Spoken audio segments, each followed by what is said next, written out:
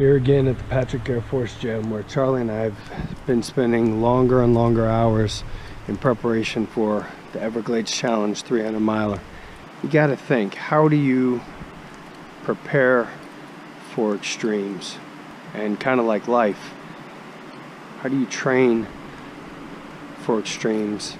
I think one of the best ways is to break it down into smaller pieces and see what really needs to be done. So I've got 300 miles to do from Tampa to Key Largo, and that's also including through the Everglades.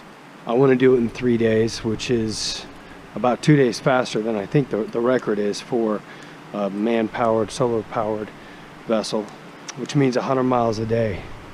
I'm going to have to paddle almost 200,000 paddle strokes to complete the 300 miles. Roughly 600 to 700 paddle strokes a mile, about 3,000 paddle strokes an hour, or 50 strokes a minute. That's 50 strokes a minute for 20 hours a day. That's 50 paddle strokes a minute for 20 hours a day.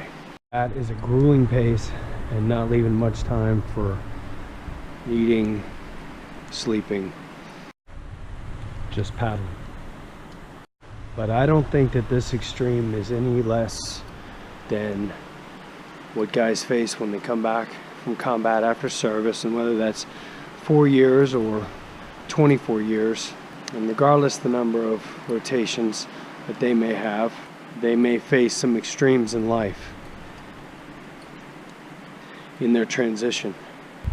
I believe that we owe it to our special operations veterans to try to understand and relate to that, and to do what we can for them in any way possible.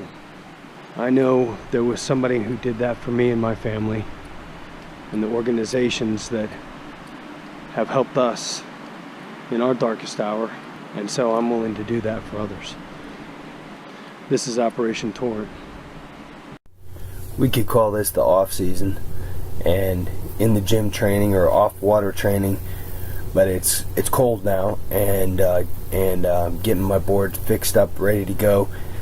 So I do a lot of extreme workouts in the gym.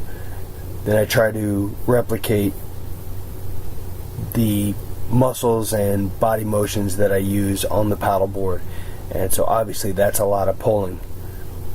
And with that, I'll do lighter weight, up to about 50 to 100 pounds, and I just max it out in terms of reps and don't stop, and then going back and forth through other exercises.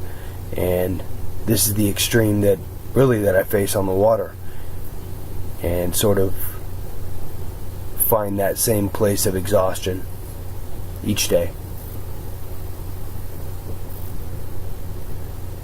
Thanks for supporting Operation Torrent.